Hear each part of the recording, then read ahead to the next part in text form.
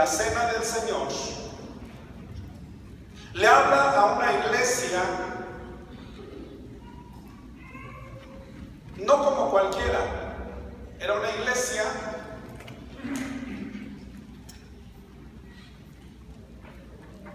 que tenía dones. Era una iglesia en la que se desempeñaban ministerios. Era una iglesia en la que abundaban las lenguas espirituales.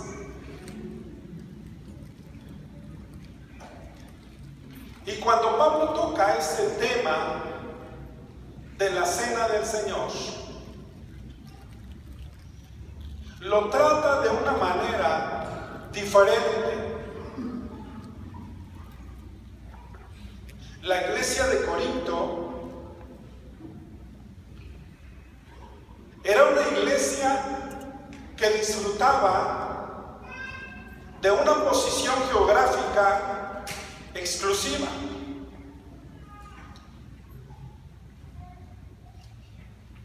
Su situación social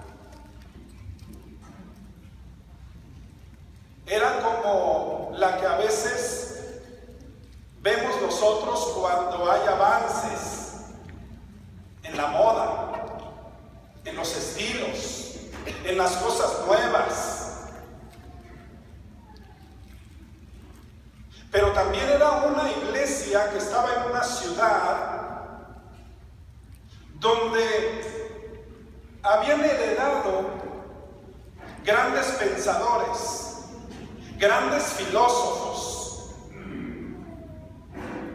gente culta, gente con preparación. Ahí estaba esta iglesia de Corinto. De tal forma que cuando Pablo les habla, les empieza recordando cómo es que llegó el evangelio a ellos. Si usted es estudioso, va a ver que en Hechos, en el libro de Hechos, habla de la formación de ellos y dice que estuvo Pablo con ellos durante casi año y medio, predicando, pastoreando, de tal forma que cuando él ve que la iglesia ya está consolidada, él sigue su viaje misionero.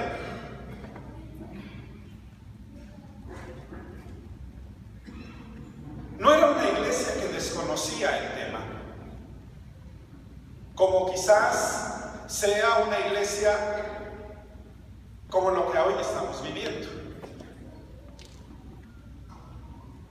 Voltea a un extremo, voltea al otro. Los que están de aquel lado pues verán, los de aquel lado verán que no es una congregación de 60, de 30, es una congregación grande. La iglesia de Corinto era una iglesia también efervescente. Era una iglesia quizás no pequeña. Pero Pablo toca este tema de la cena del Señor y lo pone casi en medio de su carta a los Corintios, porque es un tema que a él le parece que tiene que atender en una situación que hoy en día nosotros tenemos que decirle al Espíritu Santo: cada vez que la tomemos, cada vez que participemos de ello, yo tengo que tener bien claro el por qué y cómo lo estoy haciendo. Pero también dice el apóstol Pablo que les reconocía que guardaban las instrucciones tal y como él las había dado. Y es por eso que Pablo se atreve a tocar este tema, porque sabía que estaba tratando con una iglesia que lo iba a escuchar. El apóstol Pablo sabía que estaba tratando con una congregación que reconocía su autoridad para hablar desde el tema, pero también que iban a decir: ya lo dijo.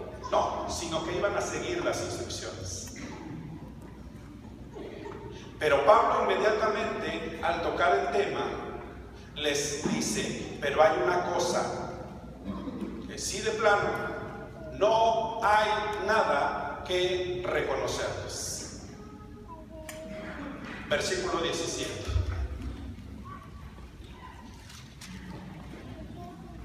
Pero al anunciaros esto que sigue, no os alabo, porque no os congregáis para lo mejor, sino ¿para qué?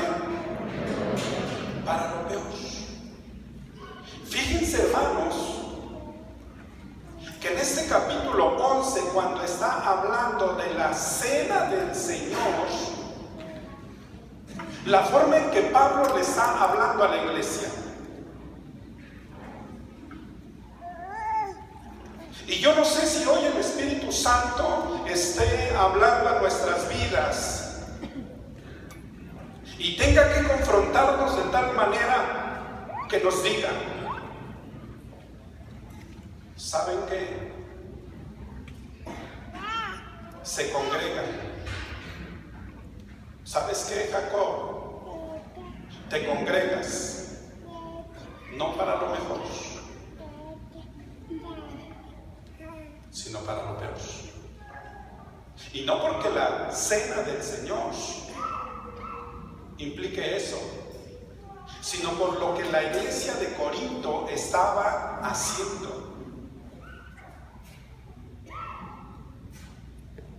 Cuando la palabra de nuestro Dios en esta mañana nos está hablando, hermanos, tenemos que alcanzar a dimensionar lo que implica, lo que significa, lo que tiene que ser para nosotros como cristianos, como nacidos de nuevo, como parte del cuerpo de Cristo, venir a participar en una reunión donde celebramos la cena del Señor. Es fuerte lo que el apóstol Pablo está hablando a los corintios. Y qué duro es que les haya dicho esto a una iglesia que hablaba en lenguas, a una iglesia que tenía profetas, que tenía maestros, que tenía evangelistas, que tenía pastores, que tenía gente que hablaba en lenguas, una iglesia no cualquiera. Y qué fuerte que les dice, pero tengo algo que no puedo alabarles. Se reúnen no para lo mejor,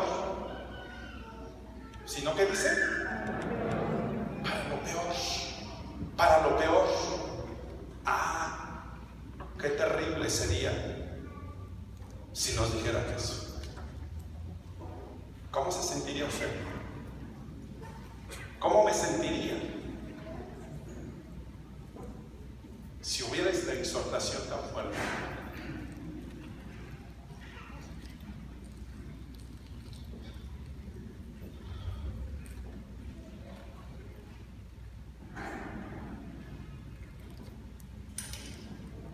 Dice la Escritura, vamos al versículo 18, ¿por qué les está hablando de esta forma el apóstol Pablo?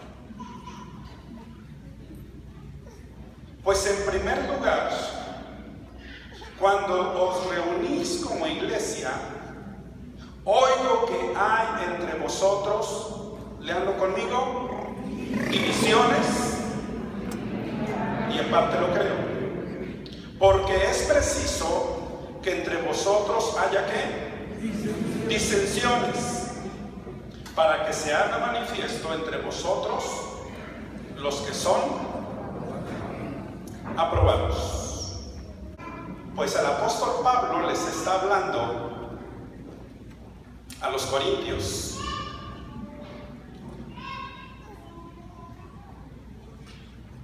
Y les dice, ¿saben qué? Me preocupa porque hay divisiones. ¿Qué es dividir? Separar. Dice el diccionario que el término viene del latín, dividir, división, y que quiere disgregar. No, separar, hacer 2 o más grupos. Y lo que estaba pasando en la iglesia de Corinto, ya lo había tocado en el capítulo 1. Y ya les había amonestado y les dice, ¿saben qué? Escucho que algunos dicen, yo soy de Pablo. No, yo soy de Apolos. Y otros decían, no, yo soy de Cefas. Y otros, más cristianos, decían, yo soy de Cristo. ¿Por qué lo decían?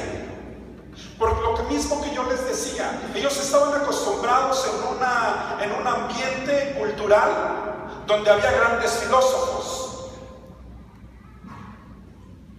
Y Apolos era un gran orador.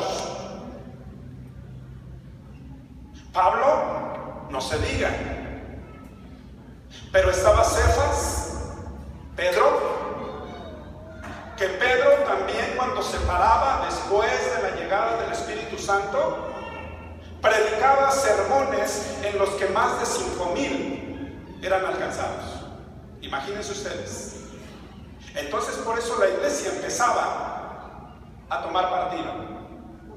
Y a pesar de que ya Pablo les había enseñado, aún seguían con esas actitudes.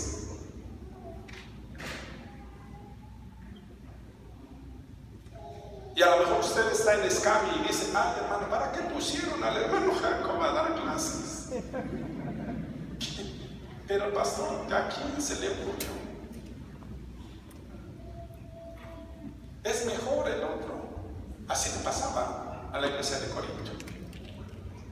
Y ahora cuando están tomando la mesa del Señor, la cena del Señor, les está diciendo, es necesario, es urgente, es importante que arreglen este tipo de problemas. No pueden ustedes seguir participando de la cena del Señor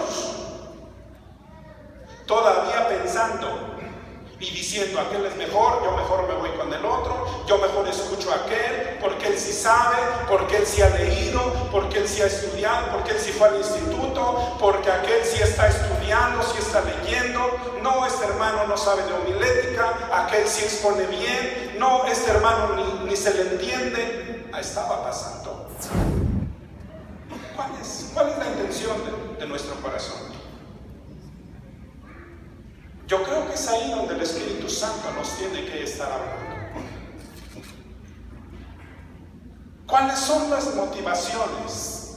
Podemos venir y podemos cantar y podemos alabar y podemos predicar y podemos enseñar y podemos estar atrás de un equipo de audio, podemos estar atrás de un instrumento, podemos estar atrás de un micrófono, pero ¿cuál es la intención de mi corazón?